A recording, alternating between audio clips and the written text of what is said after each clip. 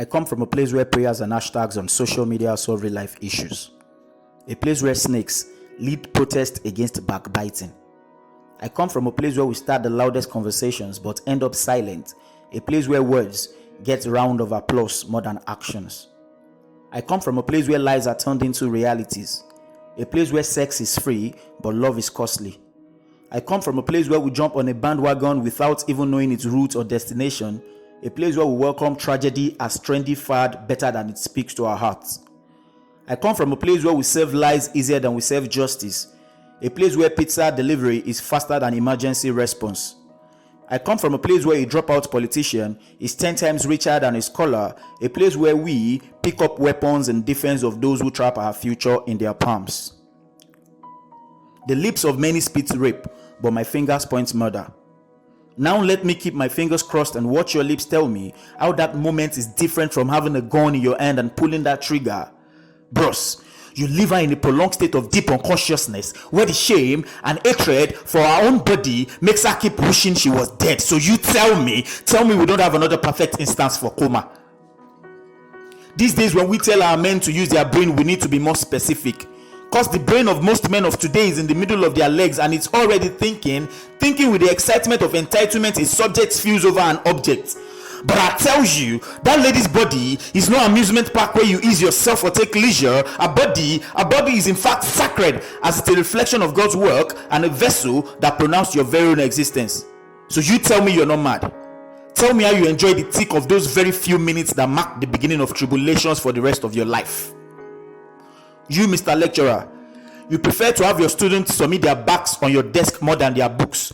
And oh, you, Mr. Employer, who chooses to see in between their legs over potentials, remember your days are numbered and ticking like a clock. And I need you to imagine that for every pass mark she gets in her life, your daughter has to get a strike of the rod. Think about it. And to the man in black on black, the color of your uniform shouldn't define your art.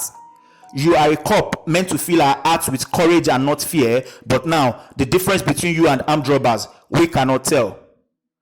You put a gun to my face with 1,000 cooked up charges that my boiling lips dare not counter. My silence is losing patience, but with the fear that any word it shoots could come back with a trigger. Staying alive where I come from alone is a luxury, and I'm still searching for my meal ticket. So why? Why put me in a bag of lies just for you to get a swollen pocket? I wonder how you get rest of mind knowing you've just wrongfully arrested someone's child behind bar, and how do you sleep long at night after cutting short the dreams of many lives? Hey, I see you passionately holding that placard which reads, "Say no to racism," but I ask you to put it down.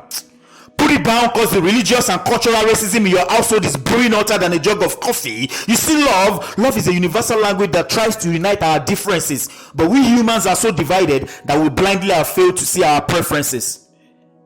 And oh, human of color, remember your wife and kids travel on vacation to places of different races, culture and honor. So how would you feel if you open your front door and find wrapped cups of souvenir just because someone somewhere didn't like your child's color? The land you even claim to be yours were cultivated by the ancestors of those whom your forefathers shed their blood on that very foundation you've laid your blocks.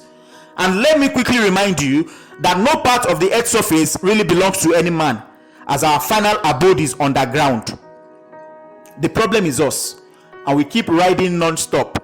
Too much pace, but after long days, same spot.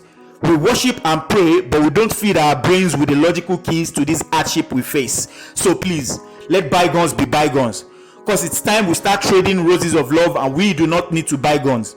The world is like a palette with various artistic colors, so let's blend together and paint a perfect picture. Thank you.